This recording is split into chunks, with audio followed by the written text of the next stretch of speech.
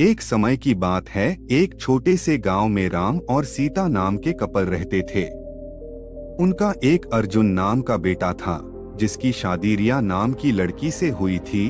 राम और सीता कड़ी मेहनत करते थे और अपने बुढ़ापे के लिए पैसे बचाते। रिया बहुत लालची लड़की थी और हमेशा अपने लिए और चीजें चाहती थी। जैसे जैसे साल बीतता गया, रिया का लालच और बढ़ता गया। वह अपने पास रखे चीजों से कभी संतुष्ट नहीं रहती थी। वह हमेशा अपने सास ससुर से महंगे तोहफे मांगा करती थी और उनके बचाए हुए पैसों में से भी कुछ हिस्सा अपने लिए मांगती थी। राम और सीता बहुत ही अच्छे पेरेंट्स थे, इसलिए उसकी सारी जरूरतों को पूरा करते थे ताकि परिवार में शांति बनी रहे। वह अपने पति अर्जुन के ऊपर भी दबाव डालती थी कि वह अपने माँ बाप से पैसे और संपत्ति मांगे। वह बहुत ज्यादा संपत्ति इकट्ठा करना चाहती थी बिना किसी मेहनत के। एक दिन राम और सीता ने यह फैसला लिया कि वह रिया को सबक सिखाएंगे।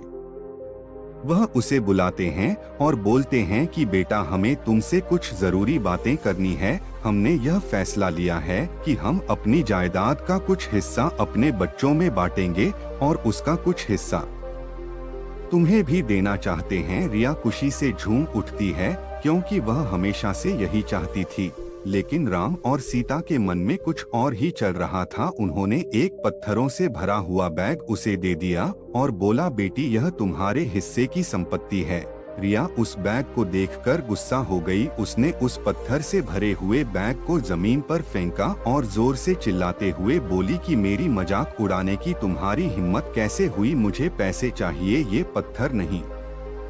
राम और सीता ने शांत तरीके से उसे समझाया और बोले, रिया, सच्ची संपत्ति सिर्फ पैसे और चीजों के बारे में नहीं है। यह प्यार, दया और जो कुछ भी तुम्हारे पास है उसके लिए आभारी होने के बारे में है। हमने हमेशा तुमसे प्यार किया है और तुम्हारी देखभाल की है और यह पैसों से भी अधिक कीमती है। रिया को एहसास हुआ कि वह लालच में कितनी अंधी हो गई थी। उसको अपने किए गए बर्ताव के लिए पछतावा होने लगता है। उसने अपने सास और ससुर से माफी मांगी और अपने तरीके बदलने का वादा किया।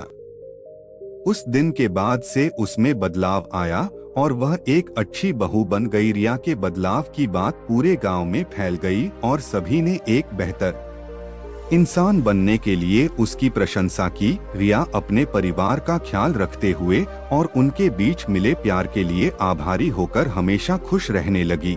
सच्चा धन प्यार, दया और जो हमारे पास है उसके लिए आभारी होने से आता है, न कि हमेशा और अधिक चीजों की चाह रखने से। जादुई साड़ी। एक बार की बात है, एक छोटे से गांव में अनाया नाम की एक महिला रहती थी। वह एक दयालु और अच्छी इंसान थी जो हमेशा अपने और अपने परिवार के लिए अच्छी चीजें चाहती थी। अनाया के पास एक प्यारा पति और एक खूबसूरत बेटी थी, लेकिन उसकी सास शांता उसके प्रति बहुत अच्छी नहीं थी। शांता अक्सर घटिया बातें कहती थी और अनाया को दुखी करती थी।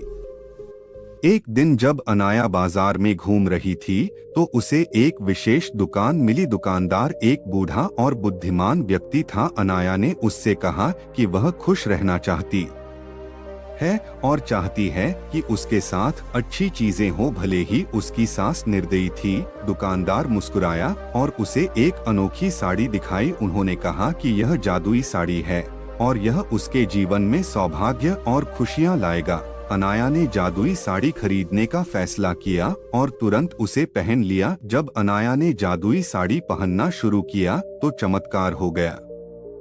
उसकी सास अनाया के साथ बुरा बर्ताव करने की बजाय उसके साथ प्यार और सम्मान से पेश आने लगी। अनाया बहुत खुश थी क्योंकि उसकी सास उसकी सबसे बड़ी समर्थक और सबसे अच्छी दोस्त बन गई थी। गांव के लोग इस बदलाव को देखकर आश्चर्यचकित रह गए। जादुई साड़ी की वजह से अनाया के परिवार में खुशियां आने लगी। गांव बहुत अच्छी जगह बन गया और अनाया का पति सफल हो गया।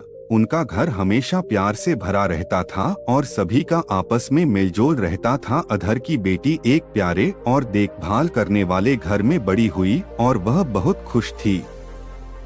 जादुई साड़ी की कहानी दूर दूर तक फैल गई और लोगों को दया और क्षमा का महत्व सिखाया। अनाया बहादुरी का प्रतीक बन गई और उसने सभी को दिखाया कि दयालु होने से बड़ा बदलाव आ सकता है, चाहे चीजें कितनी भी कठिन क्यों न लगे। और इस तरह जादुई साड़ी के साथ मिलने वाली अच्छी चीजों का आनंद लेते हुए गांव हमेशा खुशहाल रहने लगा। साड़ी ने न केवल अनाया की जिंदगी बदली बल्कि एक महत्वपूर्ण सबक भी सिखाया कि प्यार और क्षमा मुश्किल समय में भी खुशी और चमत्कार ला सकती है।